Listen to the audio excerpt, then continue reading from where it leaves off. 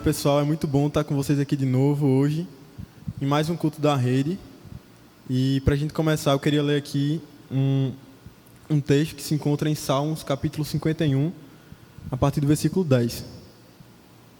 Cria em mim um coração puro, ó Deus, e renova dentro de mim um espírito estável. Não me expulses da tua presença, nem tires de mim o teu Santo Espírito. Devolve-me a alegria da tua salvação e sustenta-me com o espírito pronto a obedecer. Senhor, te agradecemos, Pai, por mais este dia. Muito obrigado, Pai, porque podemos cultuar a Ti, Senhor. Muito obrigado, Pai, porque temos a graça, Senhor, de entendermos o Teu Evangelho e de vivermos a partir disso, Senhor. Ajuda-nos, Senhor, e faz com que a partir da mensagem desta noite, Pai, o nosso coração seja mais uma vez aquecido por Ti, Pai, e a alegria da Tua salvação, Senhor, seja devolvida às nossas vidas, Pai. Assim que nós oramos a Ti, no nome de Jesus. Amém.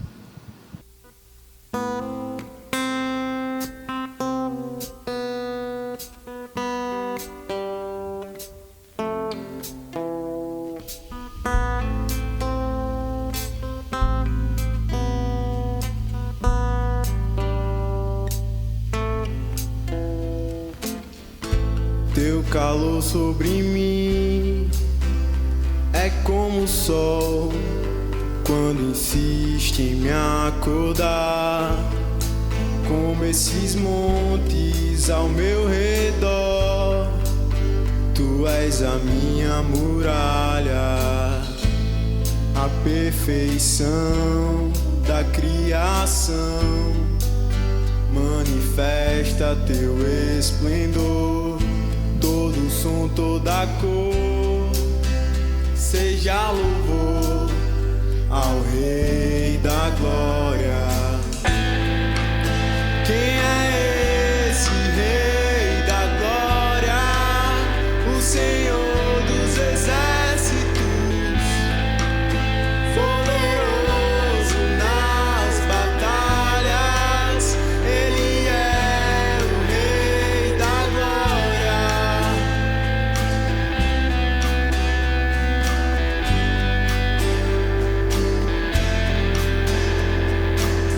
O teu convite diz que há um lugar pra mim. O teu amor me fez inocente. E se do barro em tuas mãos sai algo bom, o que dizer da obra terminada? Esse prazer que tu tens em mim me dá prazer em te deixar contente. Meu tempo é hoje, não está longe. O dia que será pra sempre. Quem é esse Rei da Glória? O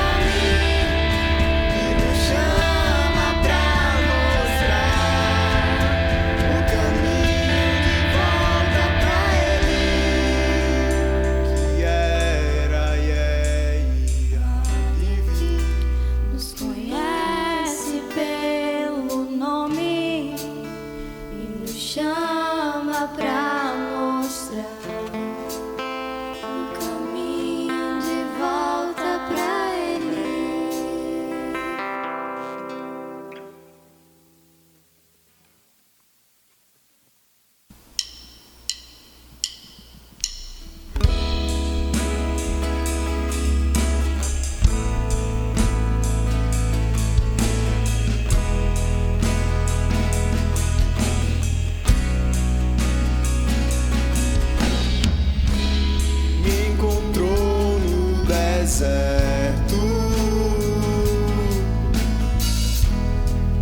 me tirou da escuridão,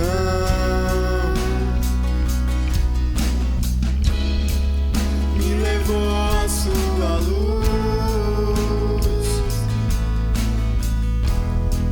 me deu um novo coração.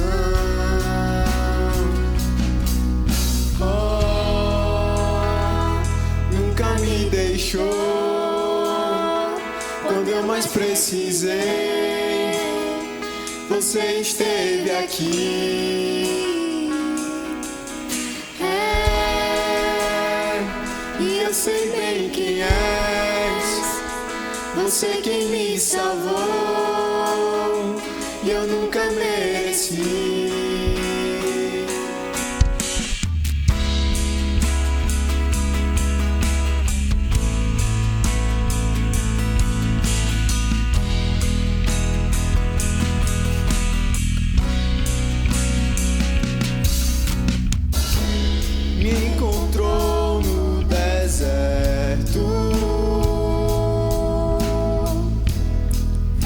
Tirou da escuridão,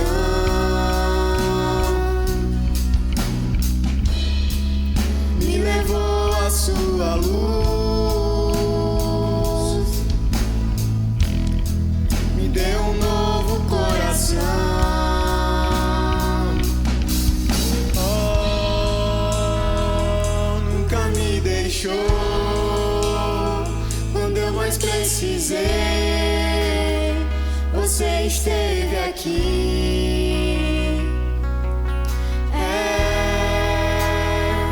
E eu sei bem quem és, você que me salvou, eu nunca mereci. Eu nunca vou te deixar. Você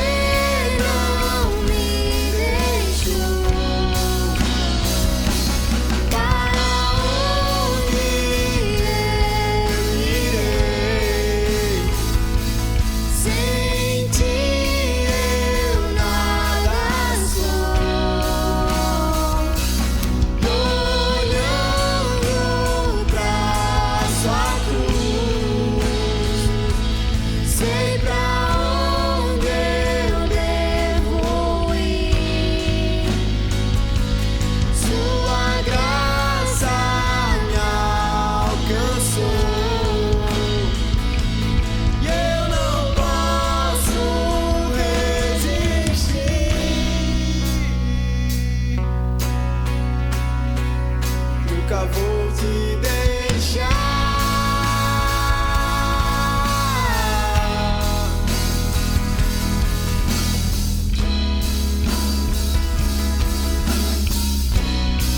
Eu não consigo te deixar.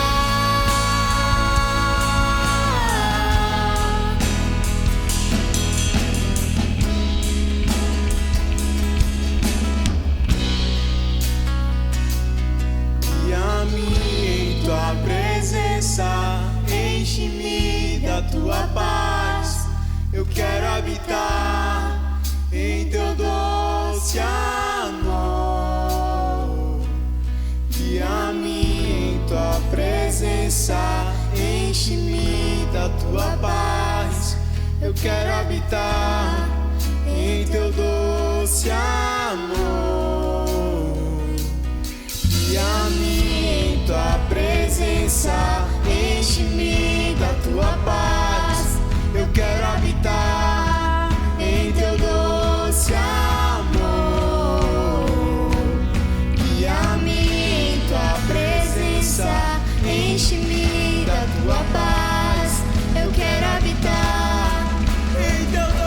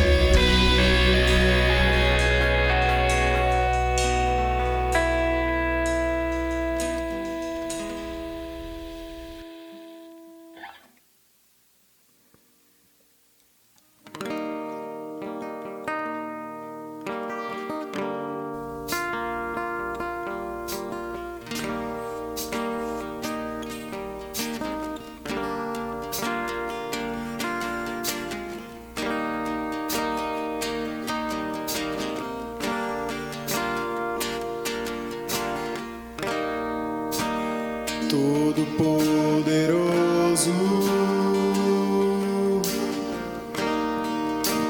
seja o centro do meu ser. Tome em tuas mãos e mostra-me o teu reino.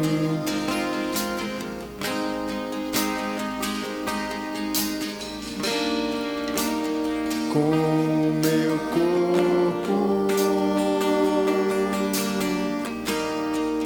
eu te glorificarei, te dou meu coração, faz nele a tua tenda,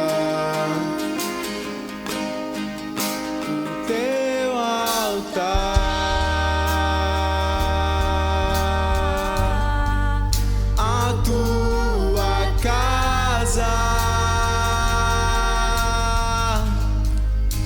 Seja o lugar onde tu és adorado, noite e dia. Eu estou em ti, tu estás em mim.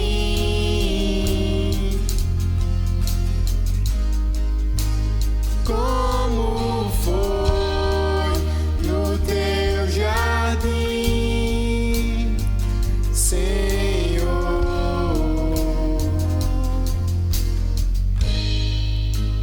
Tu és santo.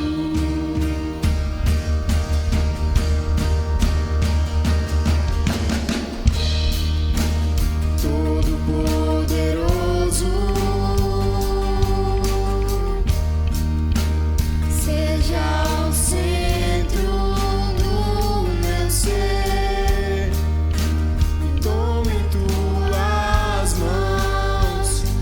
mostra-me o teu reino.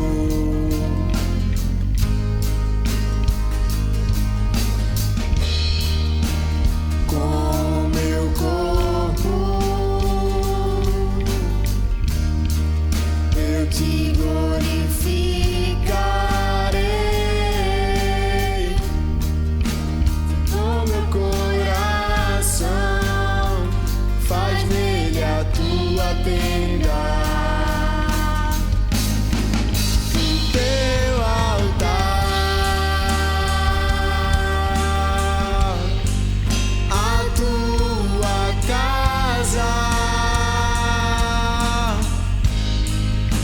Seja o lugar onde tu és adorado, noite e dia.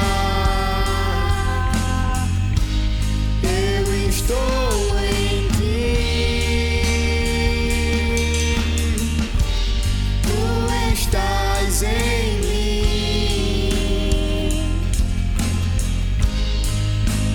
Como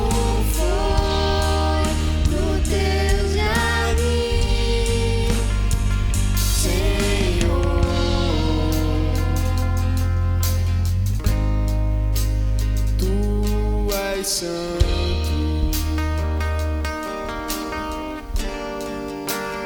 tu és santo, Deus, tu és santo, como tu és santo, Deus, como tu és, Senhor, tu és santo.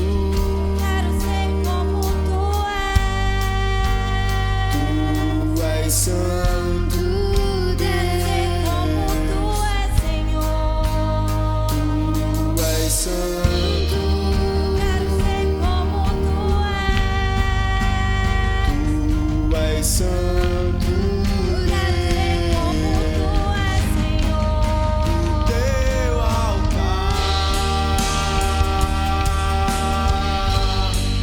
a tua casa.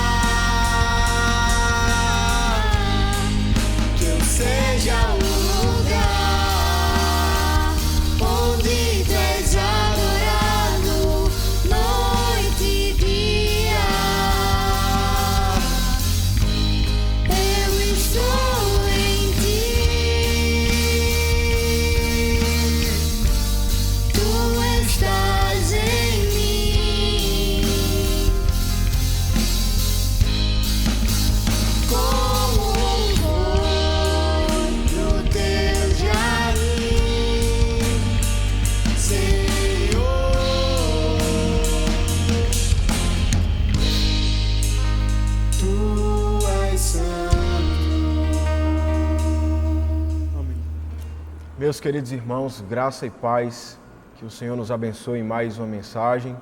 Nós vamos dar continuidade hoje à série de pequenos profetas, grandes lições, grandes mensagens. E hoje eu vou trabalhar com vocês o livro do profeta Naum, uma grande mensagem, uma mensagem de juízo, mas também de graça para com o seu povo. Eu desejo que você seja mais uma vez abençoado pelo Senhor e que o Espírito faça você desejar a Cristo e encontrar em Jesus a resposta da sua aflição, a resposta do seu consolo, a resposta para todas as tribulações que precisamos viver aqui. Eu chamo você agora a abrir a sua Bíblia no livro do profeta Naum. Se você não está familiarizado com o livro do profeta Naum, vá a Mateus e volte 6 livros e lá estará o livro do profeta Naum. Por ora nós leremos apenas o verso 7 e 8. O tema da minha mensagem hoje é o juízo divino, o juízo de Deus, a justiça de Deus. E eu desejo que o Senhor acorde o nosso coração para esse tema tão importante para a igreja, tão importante para nós cristãos. Leiamos o texto sagrado, Naum capítulo 1, versos 7 e 8. O Senhor é bom, um refúgio em tempos de angústia. Ele protege os que nele confiam, mas com uma enchente devastadora dará fim a Nínive e expulsará os seus inimigos para a escuridão. Santo Deus, nós te louvamos pela rica oportunidade que temos de te louvar, de te engrandecer e especialmente, Senhor, de ouvir a tua santa voz.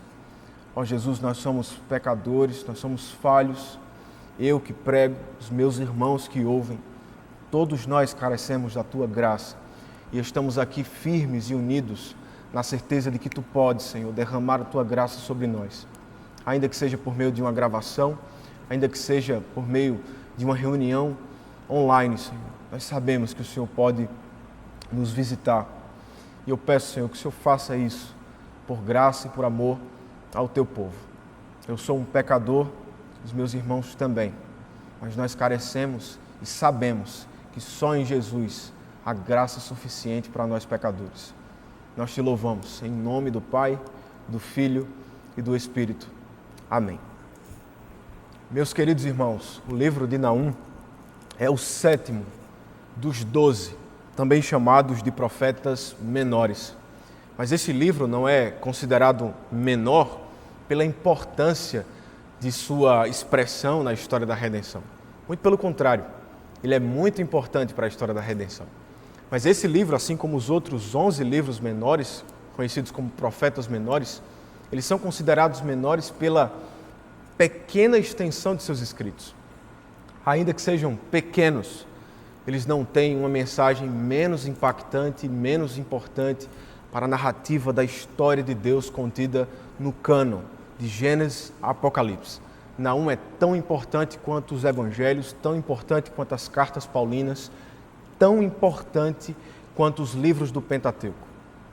O livro de Naum tem uma mensagem maravilhosa para o povo de Deus, especialmente no que tange ao Deus desbravado a cuidar do seu povo, que julgará os seus inimigos para a glória do seu próprio nome. Se nós lêssemos esse livro de forma panorâmica, facilmente identificaríamos qual é o alvo principal do juízo divino. No caso aqui é a cidade de Nínive, capital e principal cidade do Império Assírio. Mas para que entendamos melhor o contexto em que se dá a reprovação de Deus para com os assírios, nós precisamos voltar 150 anos atrás, quando Deus chama Jonas a pregar ao povo assírio. Você se lembra desse profeta? Facilmente você pode se lembrar, até porque aqui na Juventude da IPBE nós tivemos uma série sobre Jonas. E aprendemos muito sobre o Deus da salvação e que de fato a missão de Deus depende exclusivamente dele e não de nós mesmos. Deus chama o profeta Jonas para pregar naquela ocasião, a mensagem de arrependimento a Nínive, que já era a capital da Assíria. Pois se aquele povo não se arrependesse dos seus pecados, Deus derramaria juízo sobre eles. Jonas, portanto, se negou a ir, e enquanto seguia viagem de barco, Deus criou uma situação, uma tempestade, e ali Jonas cai dentro da barriga de um grande peixe. Deus o levou até a Nínive, e ali Jonas prega uma mensagem, ainda que de má vontade, muito bem sucedida. A propósito, todos daquela cidade, narra o texto de Jonas, se converteram ao Senhor dos Exércitos. E ali foi pregado o arrependimento e Deus salvou ninivitas para a sua glória.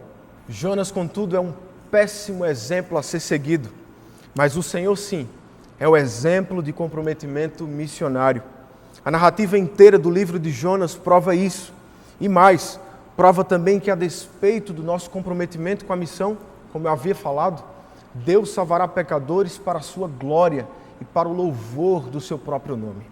Deus foi misericordioso naquele momento com Nínive. Mas 150 anos depois, o cenário muda.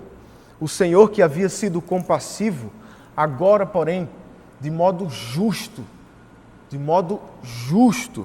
chama o profeta Naum para proclamar a mensagem de juízo inevitável contra uma geração de ninivitas ímpios, rebeldes e afastados daquela mensagem que fora pregado há 150 anos atrás. Cada vez mais, aquele povo, os assírios, se inflamavam em impiedade.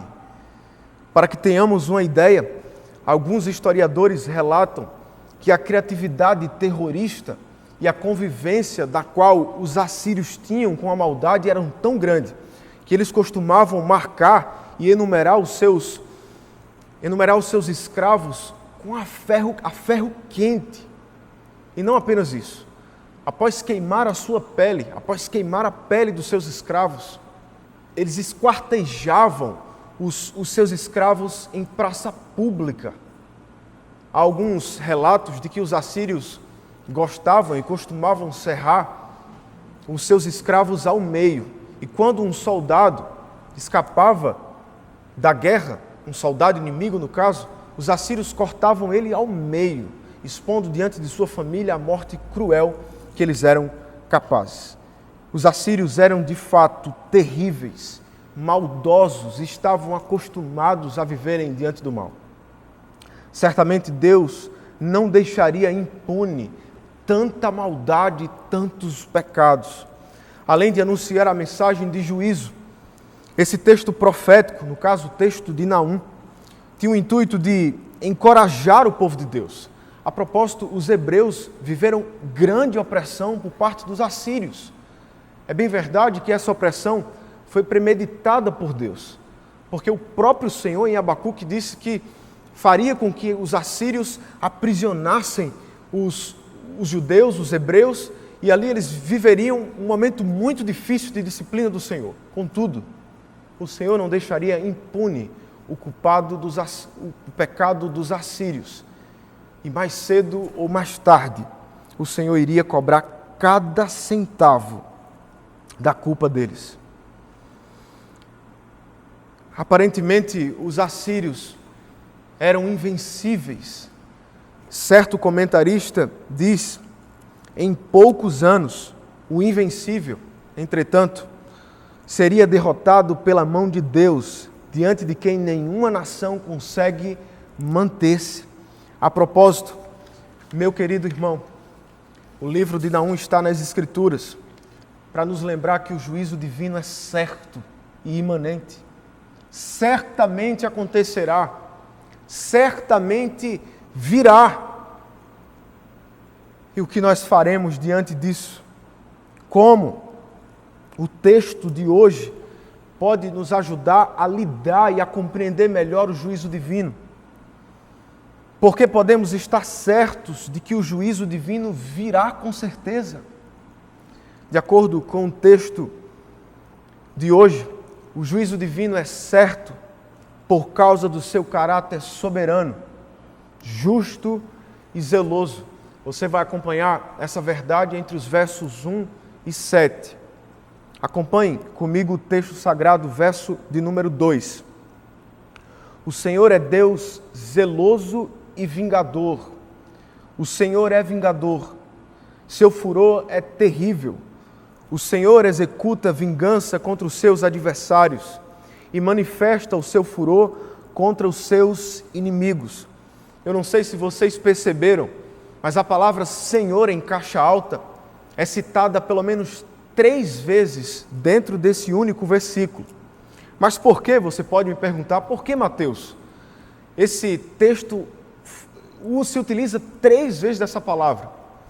Certo comentarista, mais uma vez, diz que o próprio Senhor, por meio do profeta, estava determinado em demonstrar que o juízo que viria sobre aquele povo não viria de outro, senão do Deus pactual de Israel. Portanto, se tratava de um comprometimento do Senhor, a fim de mostrar para os seus inimigos que não era outro Deus que estava subjugando os pecados deles, era o próprio Deus de Israel. O Senhor desejava que eles compreendessem quem estava em direção a eles para puni-lo. E é por isso que ele repete 3 vezes a palavra Senhor. Algo que também se destaca no nosso texto é o assunto vingança e zelo. Mas vamos por parte. Primeiro eu queria falar com você sobre o aspecto vingativo de Deus. Esse caráter de vingança que o próprio Senhor tem. Contudo, a vingança santa, uma vingança pura, uma vingança cheia de justiça e cheia de verdade. Em muitas partes do Antigo Testamento, Deus se revelou a Israel como protetor. Nós vemos em algumas passagens. E ele se comprometera, em muitos momentos, a se vingar pelo seu povo, sendo o Deus protetor, o Deus que protegia o seu povo dos seus inimigos.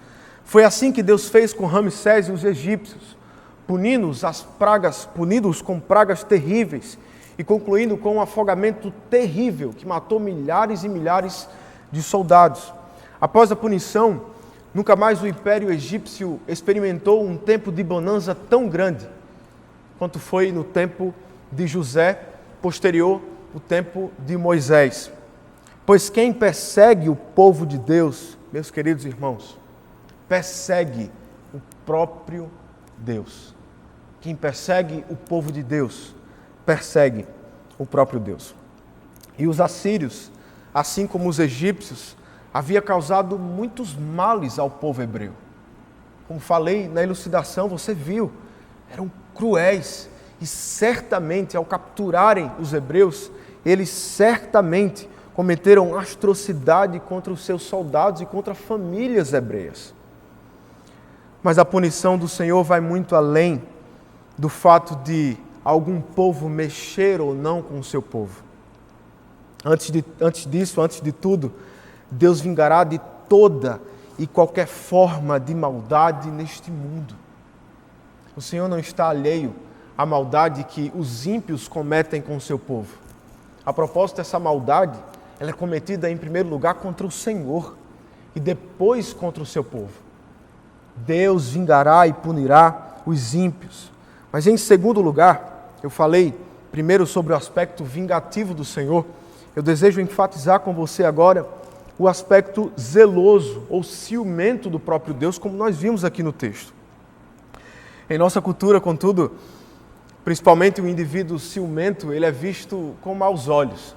E de fato, as pessoas que falam isso têm razão. De fato, o ciumento é um ser inseguro.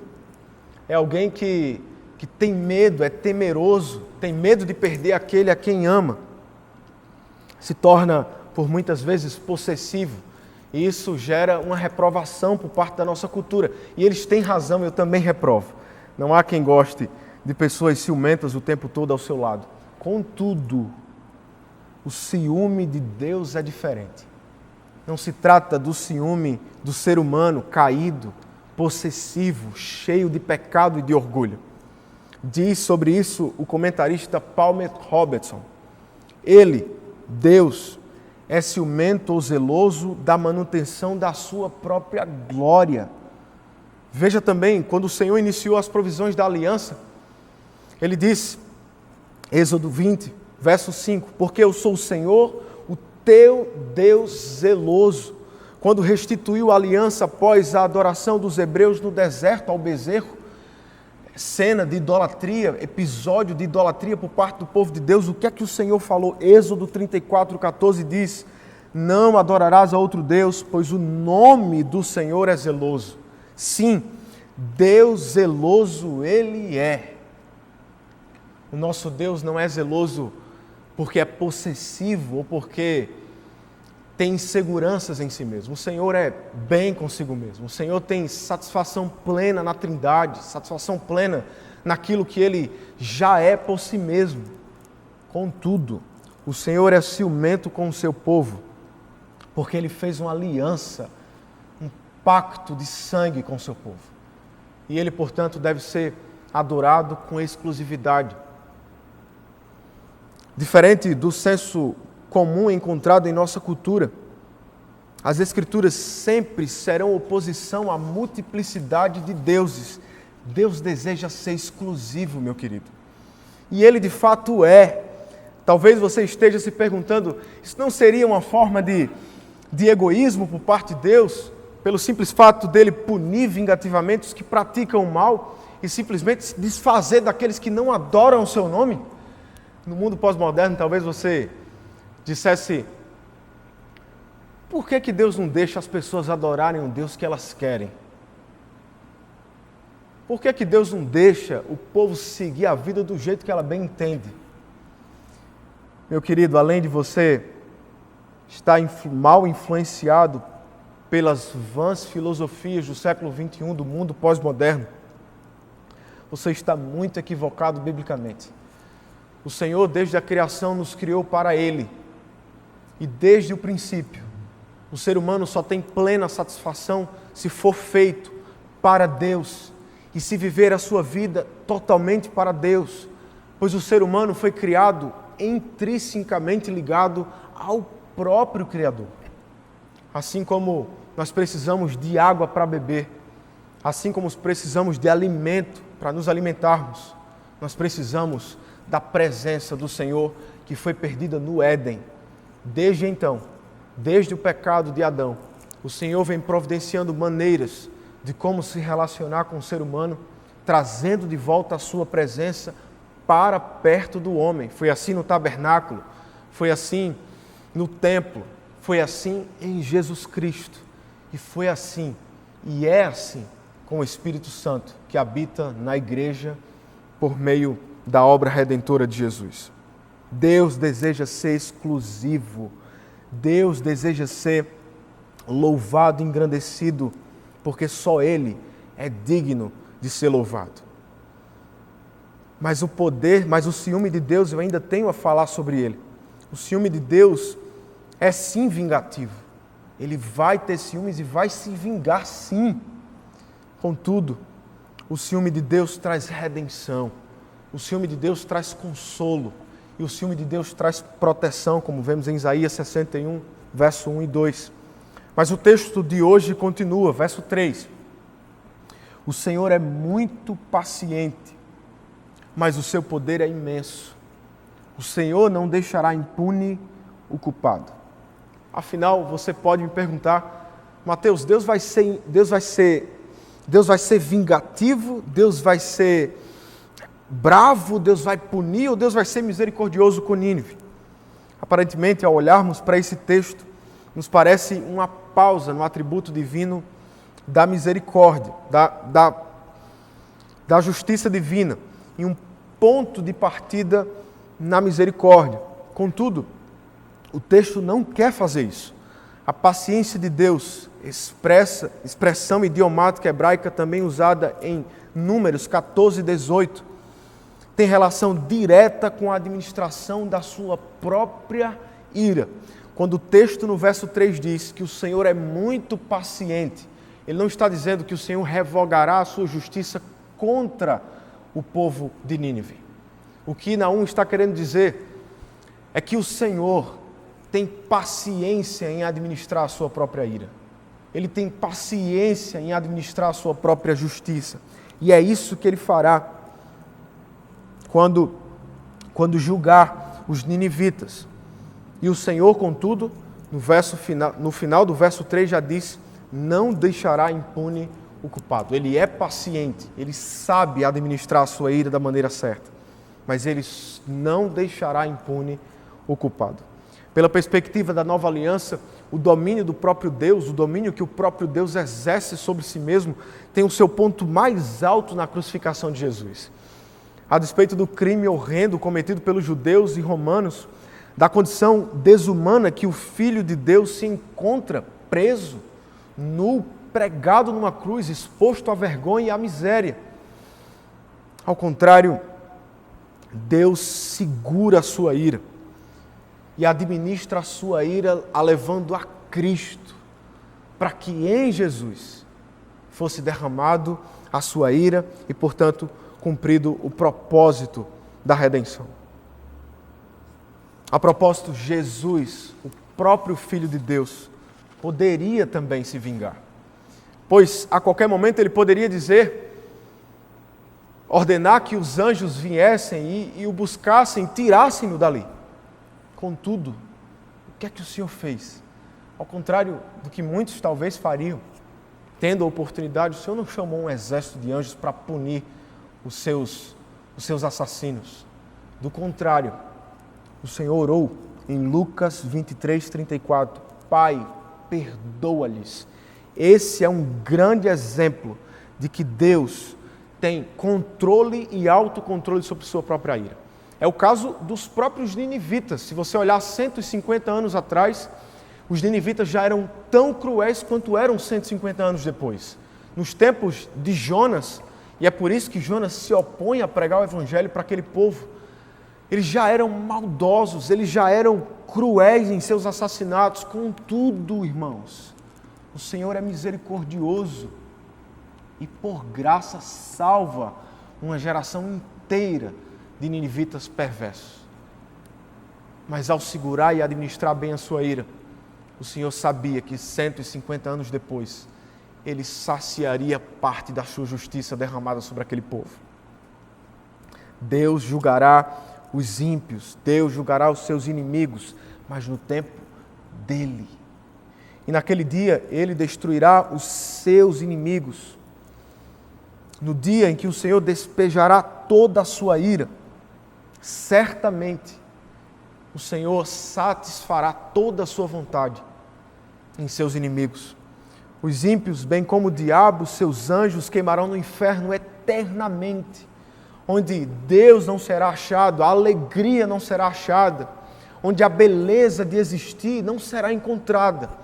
Eis, portanto, a ausência completa da presença de Deus, o inferno, onde Deus eternamente despejará a sua ira contra os seus inimigos, o diabo, os anjos caídos e aqueles ímpios que o seguirem.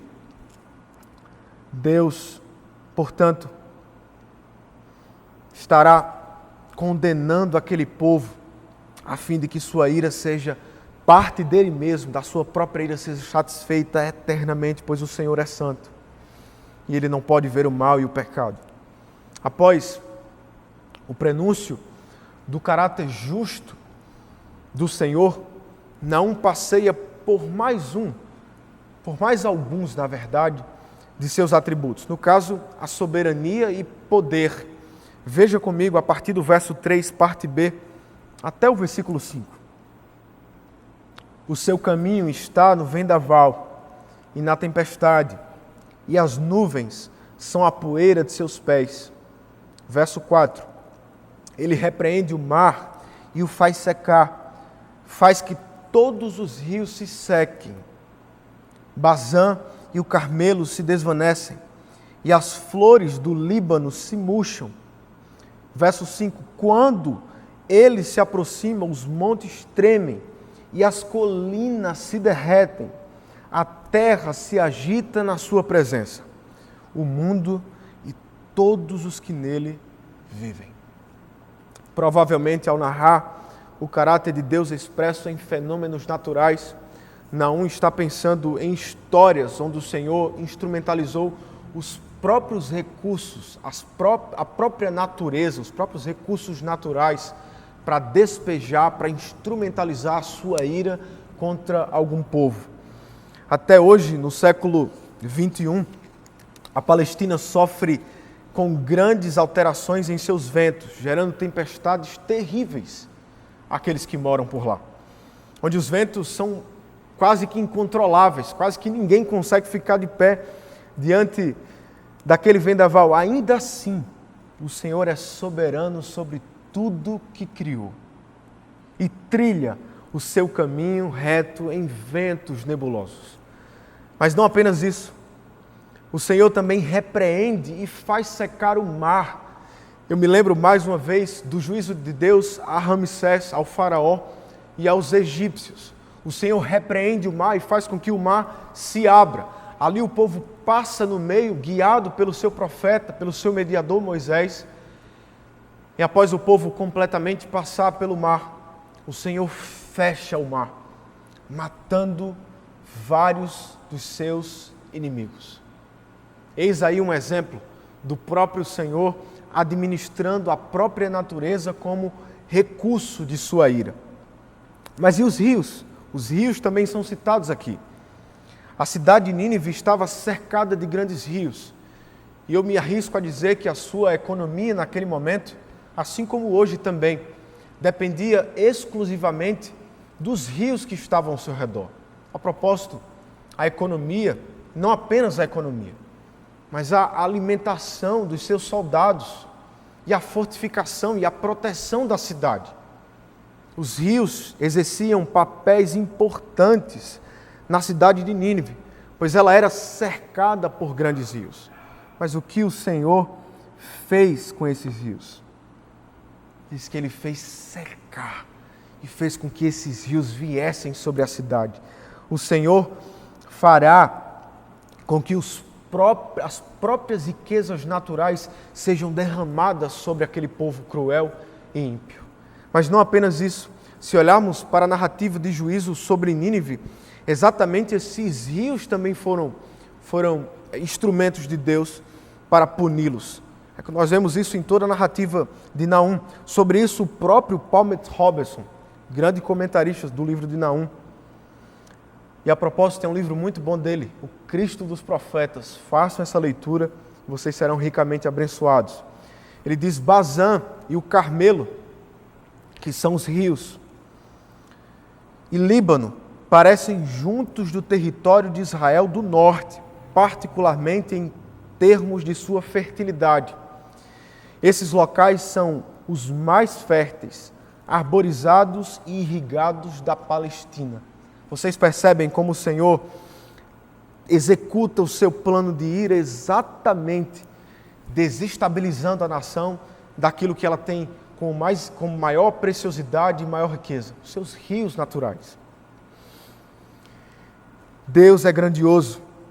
No verso seguinte, ele diz também que os montes e as colinas se desfaleram com sua presença. Ele é terrível, como diz o verso 2. Ele é grandioso, como diz toda a narrativa do livro de Naum. Agora, contudo, Naum cria um cenário com perguntas retóricas. Após explicar sobre os rios, sobre como Deus vai executar o seu juízo, instrumentalizando os rios, instrumentalizando as riquezas naturais. É o caso do Líbano, do Bazã e do Carmelo.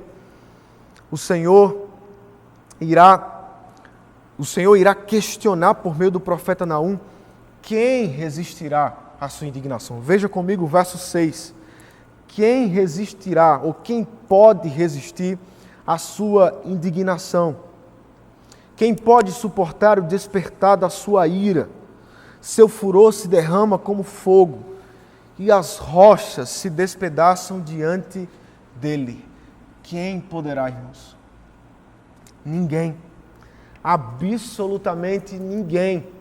Nem mesmo Israel foi capaz de reivindicar algo perante o santo juiz. Quem pode reivindicar algo de Deus diante do juiz diante daquele a quem não tem pecado, diante daquele a quem está a léguas de distância de nós, quanto à sua beleza, a sua riqueza e a sua glória. Nós não podemos fazer absolutamente nada. A mensagem de Naum até o momento nos parece pesada, eu sei. Até agora só foi falado sobre juízo, sobre justiça, sobre ira de Deus derramada sobre os seus inimigos e de como o Senhor tem poder inexoravelmente maior do que nós, no que tange a sua ira e ao seu poder. Mas agora, porém, verso 7, torna-se evidente que o que o próprio Senhor pensa sobre o seu povo. A tônica da mensagem toma um novo sentido, toma um novo significado. E melhor dizendo, ela toma um novo norte. Agora, porém, o Senhor está se dirigindo ao seu próprio povo. É por isso que ele diz o verso 7. O Senhor é bom, um refúgio em tempos de angústia. Ele protege os que nele confiam. Percebem o contraste? Esse é o primeiro de alguns contrastes do texto de Naum. Se os assírios são alvos da ira divina, aqueles que buscam ao Senhor, o povo de Deus, nesse caso, no contexto imediato, os hebreus, são alvos do cuidado e da proteção divina. Se torna claro, escreve um comentarista, que aqueles que se voltam para o Senhor, nada, absolutamente nada tem a temer, pois Ele é bom e o seu povo desfrutará de salvação abundante. Além disso, meus queridos, não pausa o fluxo da narrativa de justiça e ira, colocando uma pitada de misericórdia e graça. Por que Ele faz isso? Exatamente para criar, como falei, um contraste daqueles que esperam e confiam no Senhor para aqueles que são apenas inimigos, ímpios, que vivem em torno da impiedade. O Senhor é bom com seu povo, mas pune e julga os seus inimigos. Bondade em Deus é frequentemente usada a sua fidelidade pactual. A palavra no Antigo Testamento significa recede, se diz recede. Nós vemos em algumas passagens bíblicas, inclusive nos profetas. E essa palavra, quando é usada no Antigo Testamento, tem o intuito de mostrar para o povo que Deus, independente do seu povo, zelará pelo seu pacto e cuidará do pacto e da aliança que fez com o seu povo. Independente dos hebreus, e eu posso listar inúmeras falhas por parte dos hebreus, dos judeus, independente deles, o Senhor estava em todo o tempo zelando o pacto para a sua glória. Ele também está zelando o pacto com você, meu irmão que nos escuta, meu irmão que está aqui. O Senhor está zelando o pacto com você também, minha irmã, que tem vivido fraca, que tem sofrido, que tem se sentido mal na fé. Independente daquilo que você faz, o Senhor é bom, um refúgio em tempos de angústia. Ele protege os que nele confiam.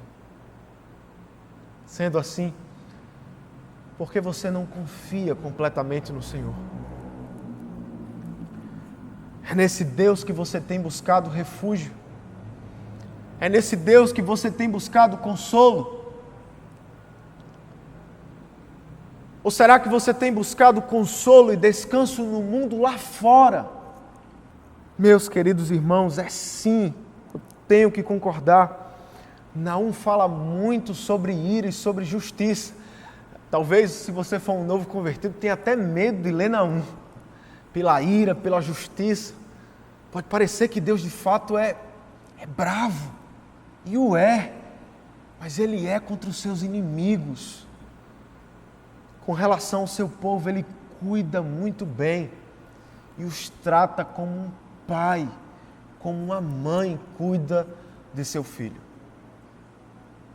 Deus não tratará, meu querido, a partir da compreensão de que Ele é o Deus pactual, não tratará você como ímpio. Apesar dos seus pecados, se você foi salvo por Jesus, se você ouviu a mensagem do Evangelho e creu no zelo pactual de Deus e na obra redentora de Jesus Cristo, você jamais será arrebatado das mãos de Deus, independente do seu pecado. E eu não quero aqui, antes que talvez você interprete mal, dizer que Deus deseja que você viva pecando e isso vai ser comum para Deus e Deus independente vai lhe salvar. A ideia que alguns arminianos colocam nos hipercalvinistas de que salvo uma vez, salvo para sempre. Eu creio nisso, mas eu creio que o salvo vai viver em novidade de vida, em gratidão ao Senhor, para que o Senhor se agrade do seu procedimento e cada vez mais o abençoe, não tangivelmente, não materialmente, mas abençoe a sua vida espiritual, meu querido. Mas independente da fraqueza do homem, o Senhor é forte. É no Senhor que você encontra a manutenção do pacto e da sua aliança. Nós faremos algumas meditações ainda sobre pacto, mas no terceiro ponto. Agora, porém, eu desejo trabalhar com vocês a ideia de filiação. Ao olhar para esse texto, você cristão, você crente, irmão, jovem da IPBE, não olhe para esse Deus como se ele fosse um Deus irado contra você. Ele não está irado contra você por causa de Jesus. Ele tem amor e paixão e cuidado com a sua vida. Sendo assim, meus queridos irmãos, busque ao Senhor como Pai. Você tem a bênção da busca do Senhor como Pai. Você tem a bênção da filiação, pois você não é mais ímpio. Os filhos da redenção em Jesus, eles agora podem encontrar em Deus não apenas um Deus criador, pois desde Adão, após o homem cair, ele agora não é mais filho de Deus em comunhão, ele agora é inimigo do Senhor. Mas pela graça de Cristo, pela obra redentora daquele que viria no Antigo Testamento e daquele que veio no Novo Testamento, os homens e as mulheres, qualquer ser humano, baseando-se na fé em Jesus, eles podem se aproximar de Deus como filhos amados para a glória de Deus. Portanto, não tenha medo do Senhor, não tenha medo da sua ira. Ela jamais será derramada sobre você. Ainda como forma de aplicação, ainda se dirigindo aos crentes, eu queria fazer uma relação entre proteção e vingança do Senhor, entre dois atributos falados aqui no nosso texto. Como falei antes, os assírios haviam oprimido severamente o povo judeu, causando-lhes muitos males. É verdade, eles causaram muitos males. Além de escravizá-los terrivelmente, Deus haveria de punir tanta maldade que aconteceu com o seu povo. Mas, meu querido, ao redor do globo, cristãos são perseguidos continuamente por causa da sua fé. Muitos cristãos têm sofrido perseguições severas, perdendo casa, família, bens e até mesmo a liberdade de expressarem a sua própria fé. Mas nós não precisamos ir tão longe, talvez na própria Síria, não a Síria, mas na Síria dos tempos de hoje, onde os cristãos são perseguidos. Você pode olhar para o contexto brasileiro, inclusive. Quantos cristãos não têm perdido a sua fé simplesmente por não compactuar com propostas ilícitas, com práticas ilícitas? Quantos cristãos não têm perdido os seus empregos por não escolherem o caminho do pecado, mas escolherem o caminho de Deus e da santidade? Quantos cristãos não foram ridicularizados por escolherem o caminho do Senhor ao invés do caminho do pecado? Você pode estar passando por isso. Eu sei. Você na sua universidade, você jovem no seu trabalho, você mãe que nos assiste, talvez pelo seu marido que não é crente, ou até mesmo você marido, que é um cristão fiel e a sua esposa não, e talvez seja ridicularizado aí fora por causa da sua fé. Tenha paciência, meu querido. Não se vingue. Descanse no Senhor, pois a vingança pertence exclusivamente a Ele, e Ele, no tempo dEle, vingará o seu povo de todas, absolutamente todas as maldades que os ímpios têm cometido conosco. Eu sei, muitos cristãos têm passado por muitas tribulações, e talvez você na igreja tenha pensado, meu Deus, será que o Senhor não está vendo isso? Será que o Senhor não está vendo os cristãos perseguidos? Será que o Senhor não está vendo as dores que eu tenho passado na universidade? Quantas vezes passei vergonha? Quantas vezes passei por besta, por maluco?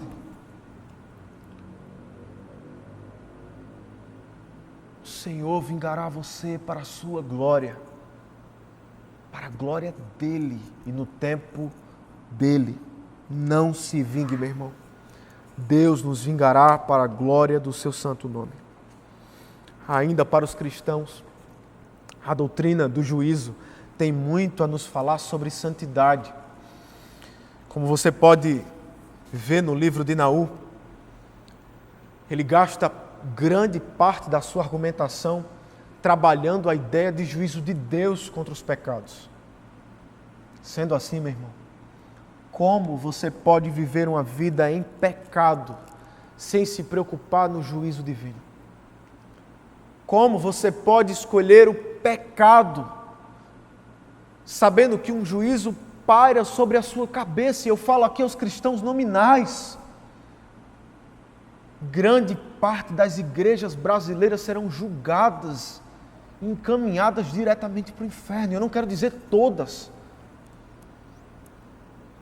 mas eu não tenho dúvida que as igrejas, muitas delas, não posso generalizar, estão abarrotadas de ímpios, disfarçados de crentes, talvez convencidos de que são convertidos, mas nunca ouviram a mensagem com o seu próprio coração, apenas com seus ouvidos.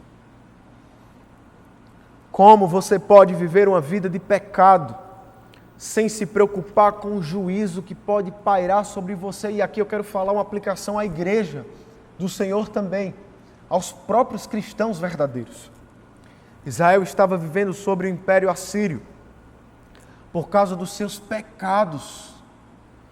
Israel preferiu pecar contra o Senhor, se render aos ídolos por muitas vezes, negar o Evangelho que já era embrionariamente pregado no Antigo Testamento, a fim de fazer e satisfazer as suas próprias vontades. O que é que Deus fez? Disciplinou o seu povo. Parte do Império Assírio, parte daquilo que o Império Assírio fazia com os crentes, fazia parte da disciplina do Senhor para com o seu povo. Não viva a sua vida como se o Senhor não pudesse lhe disciplinar, ainda que você não viva sob o império totalitário, onde irá lhe subjugar, lhe prender, lhe escravizar. Você pode viver consequências terríveis por causa do pecado. Deus pode lhe disciplinar, Deus pode lhe julgar sim, pois Ele disciplina os seus filhos também. Por isso, jovem, guarde o seu coração da luxúria. Meu irmão, guarde o seu coração dos ídolos da aparência. Guarde o seu coração dos ídolos da modernidade, que arrebatam a sexualidade do jovem, que arrebatam o coração do povo de Deus e enganosamente prometem falsos presentes, falsas promessas. Jovem, cuide da sua santidade no seu namoro. pois o Senhor vê. Meus irmãos, guardemos-nos todos nós o nosso coração da apatia quanto ao juízo e à disciplina do Senhor, pois Ele pode certamente nos julgar pelos nossos pecados, nos disciplinar pelos nossos pecados. Não percamos tempo. Agora me dirijo ao ímpio, a você talvez que nos assiste e não é cristão. Como você pode viver a sua vida tranquila, na certeza de que está num ringue contra esse Deus, no qual você está com suas mãos algemadas e Ele certamente nocauteará você em breve. Sobre isso eu quero dizer, você não precisa ser tão mal quanto os assírios para ser alvo da ira divina. Paulo diz em Romanos que todos, absolutamente todos pecaram e destituídos estão da glória de Deus. Além disso, Paulo também em Romanos diz, portanto, a ira de Deus é revelada dos céus contra toda a impiedade e injustiça dos homens. E em Efésios, o mesmo Paulo diz que, por natureza, aqueles, eu, você, aqueles que nasceram de Adão, são merecedores da ira do Criador.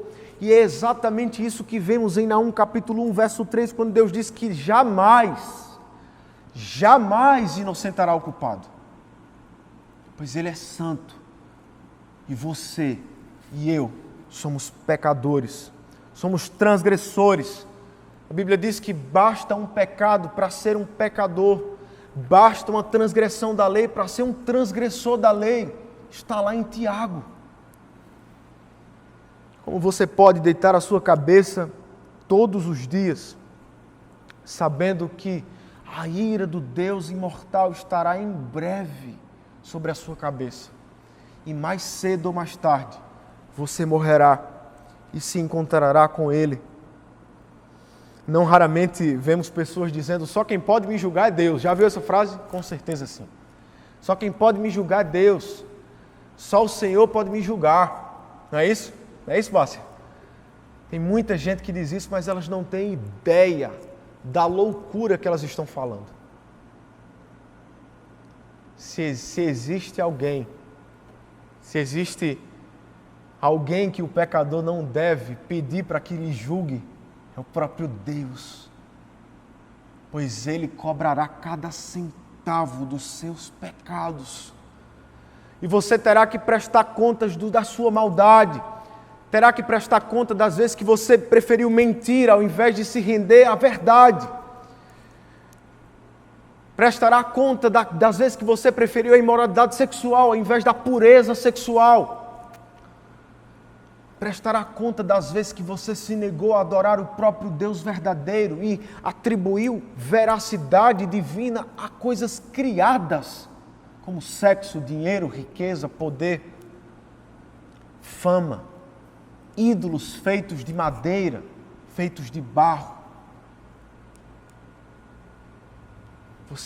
Você terá que prestar contas ao Senhor. Certamente, em breve, você estará diante do Supremo Juiz. E quem poderá reivindicar alguma coisa contra o Senhor? Como diz Romanos capítulo 3, que todos, absolutamente todos, se calem diante dele.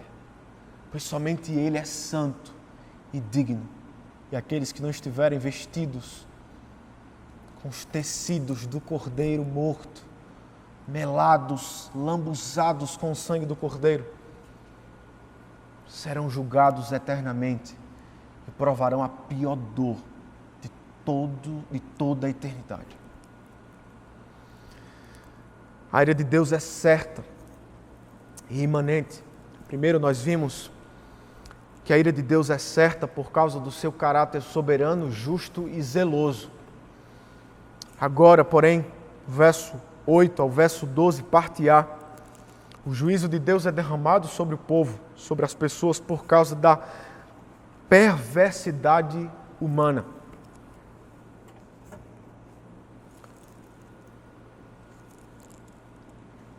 Veja comigo o verso de número 8.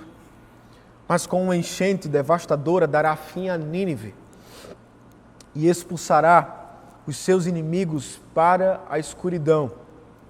O profeta Isaías, que era contemporâneo de Jonas, profetizando sobre o ataque da Assíria contra Israel, disse que o rei da Assíria viria como um grande rio, um rio poderoso, que causaria destruição completa de Israel. Digo, quanto nação mesmo. Agora, porém, é a própria capital da Síria que provará do seu próprio veneno.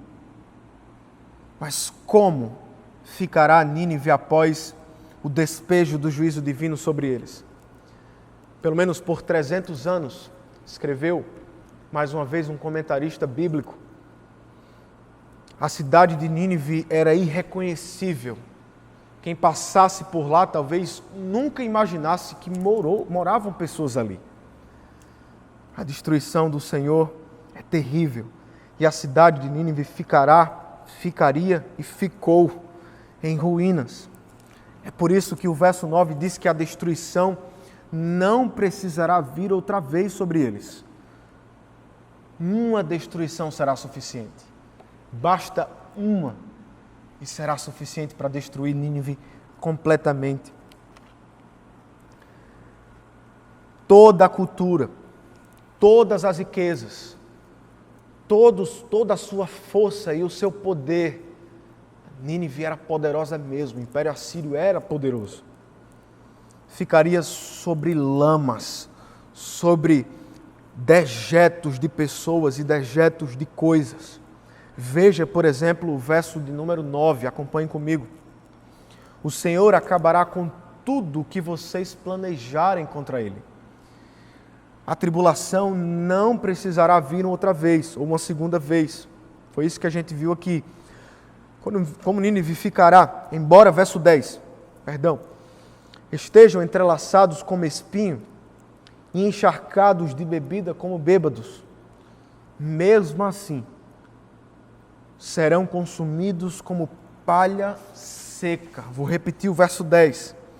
Ainda, embora estejam entrelaçados como espinho e encharcados de bebida como bêbados, serão consumidos como palha seca. Deus, de fato, estava obstinado a julgar aquele povo. Não era uma mensagem negociável. Não era uma mensagem que poderia ter uma negociação para que o juízo revogasse. Não. Deus estava incomodado demais com a perversidade dos ninivitas. E certamente Deus haveria de puni-los. Mas qual foi a pior de toda a impiedade dos ninivitas? Veja comigo o verso 11 e descubra. Foi de você, ó Nínive, que saiu aquele que trama perversidades, que planeja o mal contra o Senhor. Foi de você, ó Nínive, que saiu aquele que trama perversidades, que planeja o mal contra o Senhor.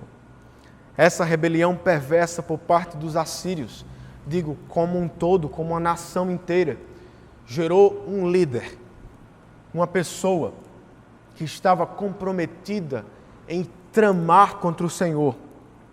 O texto, quando se refere àquele, faz menção à palavra, à frase, ao título, aquele que maquina impiedade. Ainda sobre essa palavra é difícil determinar a origem dela. É difícil conhecermos de onde que ela surge. Contudo, o termo é usado no Antigo Testamento, diga-se de passagem, só é usado no Novo Testamento uma vez, a palavra Belial. Provavelmente essa palavra seja oriunda de uma junção de duas palavras importantes para o período do Antigo Testamento. Beli, que significa sem, e Ial, que significa preço, valor. Um filho de Belial seria nada mais, nada menos do que alguém sem valor algum. Alguém que maquina o mal e alguém, portanto, sem valor algum. Diz sobre isso Palmer Robertson. O contexto das Escrituras para o uso do termo aponta consistentemente para uma pessoa que é depravada e desprezível. Ele confirma o que a gente está falando. Naum usa a palavra pelo menos 2 vezes. A palavra é mais comum no contexto do Antigo Testamento, como falei mais acima. É o caso de Deuteronômio, Juízes, Isaías, profetas que estavam combatendo, profetizando contra um império, contra o povo de Deus, ao povo de Deus e contra o império. É o caso de Isaías também. Mas no Novo Testamento essa palavra também é usada, como falei uma vez. Essa palavra foi empregada em 2 Coríntios capítulo 6, verso 15, onde Paulo coloca Cristo e Belial, afirmando que Cristo e Belial são reinos totalmente opostos. De acordo com Paulo, nessa passagem, Cristo e Belial representam a batalha de 2 reinos que labutam em prol de 2 objetivos extremamente opostos. É o caso do reino de Cristo, o reino da redenção, e o reino de Belial, do diabo, do inimigo, dos inimigos da cruz, que é o reino da impiedade, da maldade dos inimigos da cruz. Estamos, portanto, diante, quando olhamos para 2 Coríntios, da maior representação desse conflito cósmico que existe entre Cristo e o inimigo, entre Cristo e os inimigos do seu reino. Mas no verso 12, parte A, diz: apesar destes, onde saiu o rei, o impiedoso, aquele que maquina o mal, apesar de serem fortes e numerosos, serão ceifados e destruídos.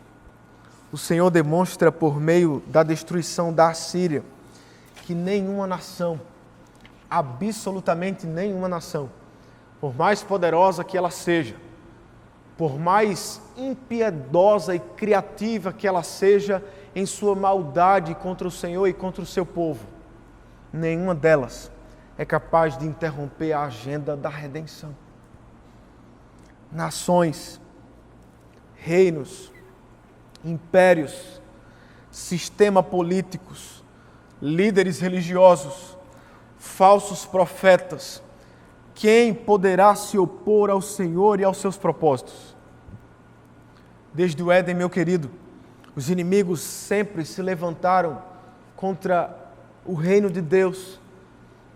É o caso quando um irmão assassina o outro.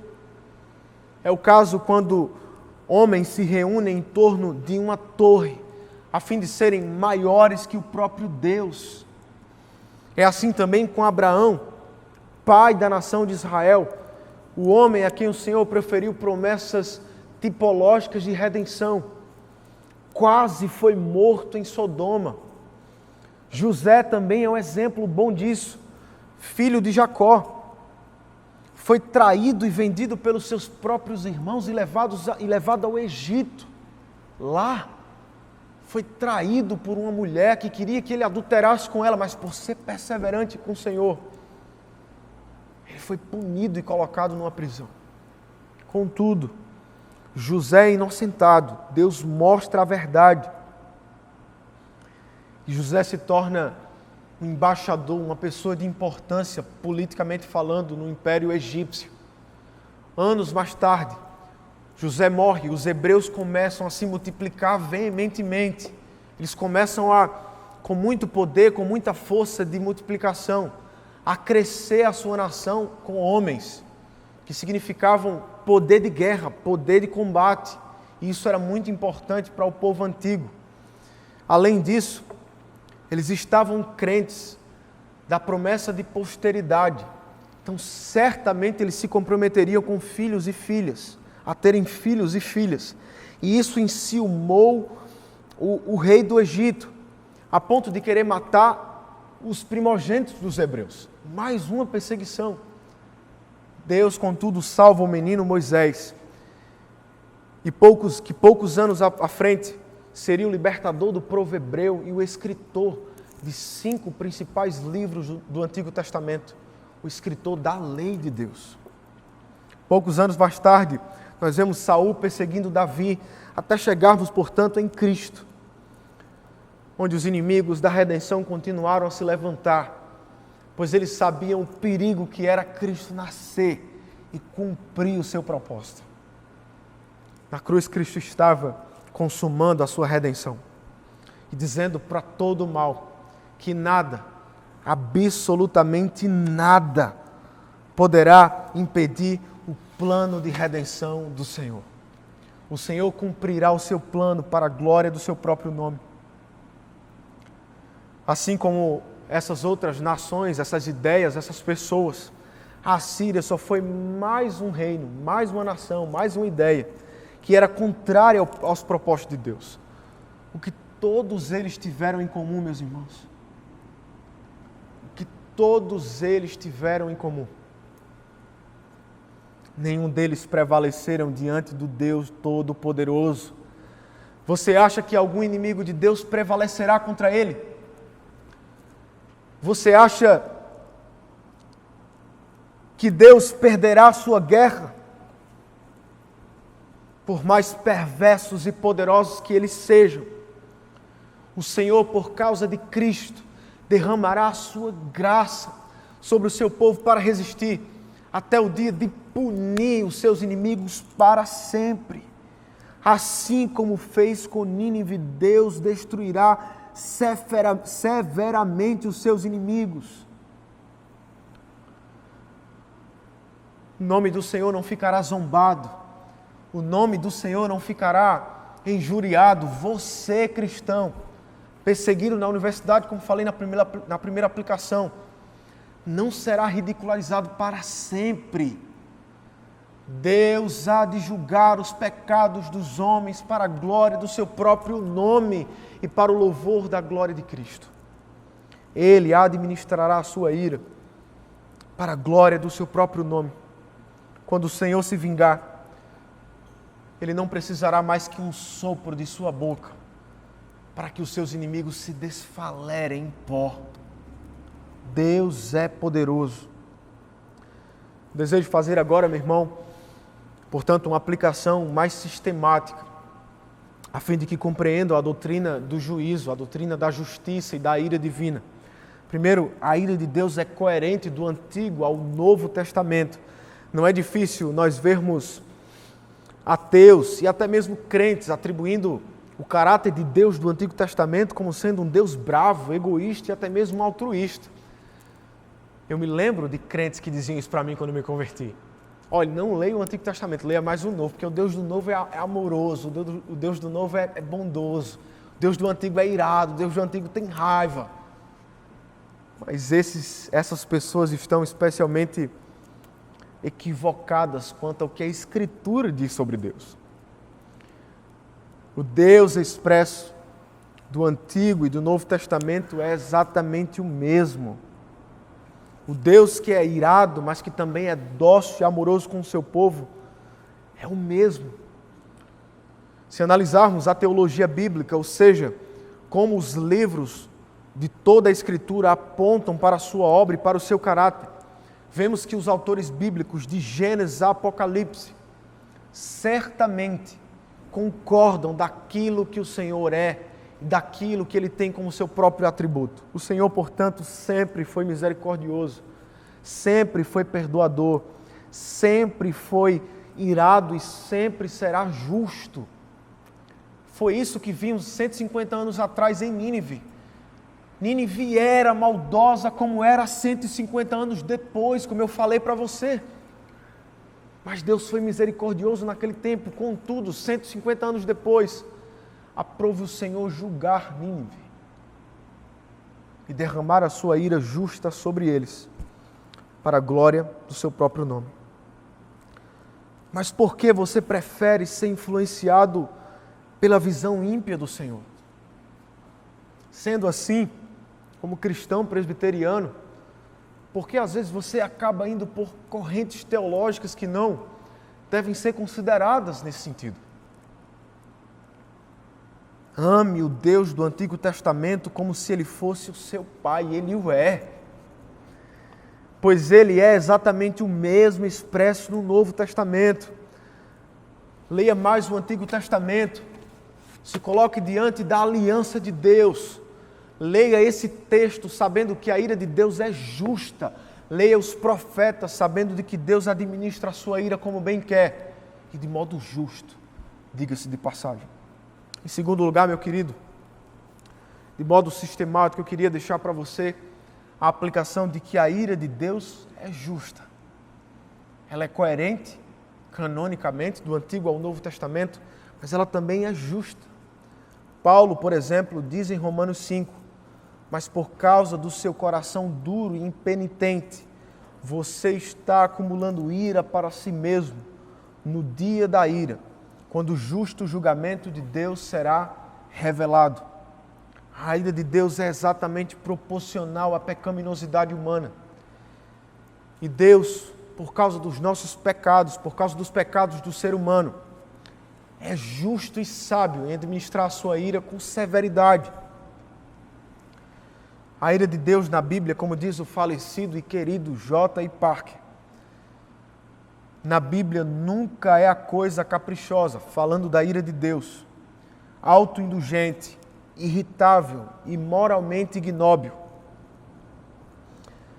que a raiva humana costuma ser, ou como a raiva humana costuma ser. É, ao contrário, uma reação correta e necessária ao mal objetivo. O que ele está querendo dizer aqui, meus queridos, é que todos nós, por natureza, merecemos a ira divina. Merecemos o julgamento de Deus. Eu também preciso dizer que todos nós temos parentes, amigos e até mesmo irmãos nominais da igreja que nós sabemos que não é um crente fiel, um crente verdadeiro, que de fato, portanto, não irão para o céu. Óbvio, nós lamentamos, pregamos exatamente para que as pessoas conheçam a Cristo e se desviem do mau caminho. Contudo, meus queridos, um dia, ao chegarmos na eternidade, ao bebermos da água da fonte da vida, ao comermos do fruto daquele que nunca mais nos dará fome, nós seremos plenamente satisfeitos na justiça e na ira divina para sempre. Você pode se entristecer hoje ao ver que alguém está caminhando para o inferno. Você pode se perguntar, meu Deus, será justo uma pessoa tão boa? É justo, meu irmão. É justo que o Senhor puna os pecados independente daquele a quem peca. Mas um dia, ao chegarmos no céu, nós seremos plenamente satisfeitos naquele que nos matará a sede para sempre, onde pecado, dor, medo, angústia nunca mais existirão. Portanto, quando você se deparar com a ira divina administrada na criação, administrada hoje, por exemplo, em uma pandemia, diga-se de passagem, não questione demais. Não reclame com o Senhor. Do contrário, descanse o seu coração no caráter daquele que sabe o que está fazendo e o faz sempre para o bem do seu povo. Descanse no Senhor. Por fim, como última aplicação, nós estamos estudando sobre o tema justiça divina. Primeiro, nós vimos que a justiça divina é derramada sobre o povo por causa do seu caráter soberano, do seu caráter justo e zeloso. Em segundo lugar, por causa da maldade, da perversidade humana. Em terceiro e último lugar, por causa da aliança que ele tem com o seu povo. Verso 12, parte A até o verso 15. Mas você, Judá, embora eu a tenha afligido, não afligirei mais. Estamos exatamente em outro contraste. O Senhor se dirige a Nínive mais uma vez, no versículo anterior, mas agora, no meio do próprio versículo, ele diz, mas você, Judá, você é meu povo, você não desfrutará desse juízo. O que é que o Senhor está querendo falar aqui? Ele está querendo dizer que não mais disciplinará Jerusalém, não os judeus, os hebreus, com os assírios. O Senhor não afligirá mais o seu povo. Acabou o tempo da disciplina. Verso 13, agora, o que ele vai fazer agora?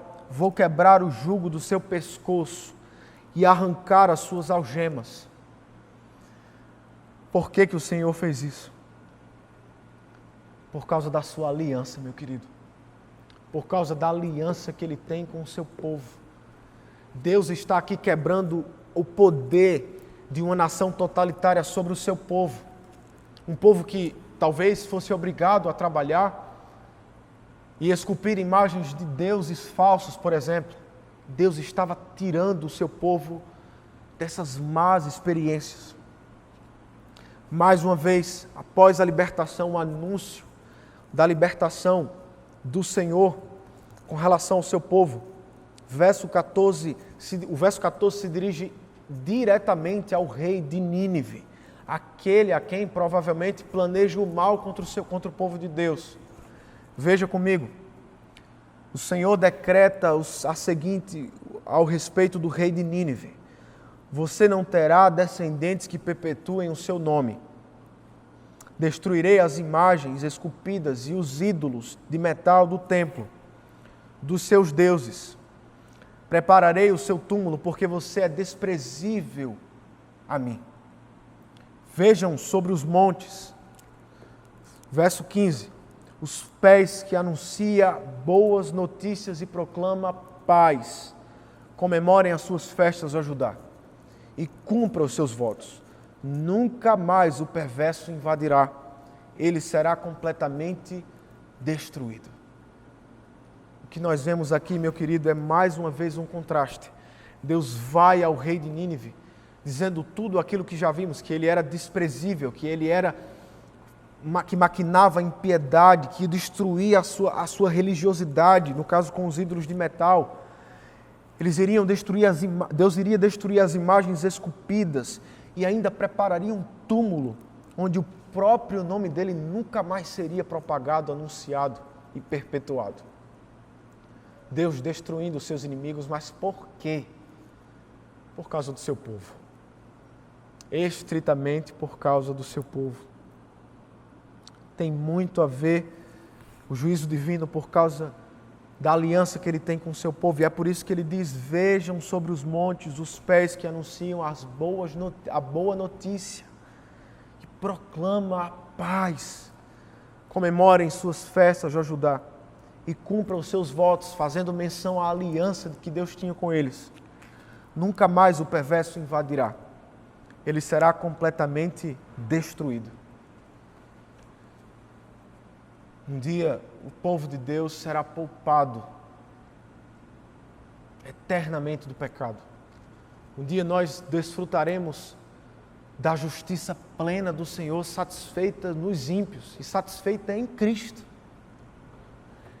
Um dia nós desfrutaremos da eternidade, do céu e daquilo que o Senhor tem preparado para nós. Mas a pergunta que fica é por quê? Por que desfrutaremos disso tudo? O que fizemos para isso? O texto bíblico diz que Jesus, ao ser colocado na cruz do Calvário, bebeu o pior e mais cheio cálice da ira divina, para que eu e você pudéssemos, por meio da fé nele, conquistar um espaço nas regiões celestiais ao lado de Deus o Pai.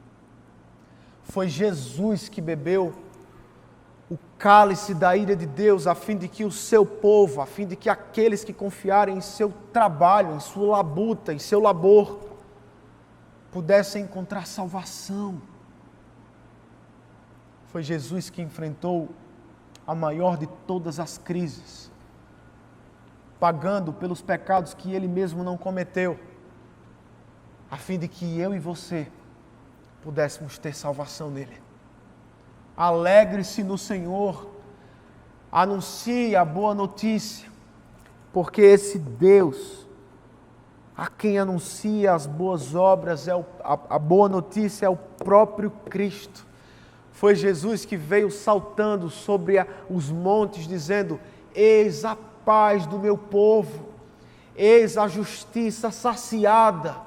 Pai, está consumado. Está consumado. Foi Jesus quem conquistou tudo isso para nós. Se você não é um cristão, eu sugiro que você se arrependa dos seus pecados, clame ao Senhor por misericórdia e que, se for da vontade dEle, que você não enfrente esse Deus de juízo, mas encontre um Deus de amor, expresso em seu ápice na pessoa bendita de Jesus Cristo. Que Deus nos abençoe, em nome de Jesus.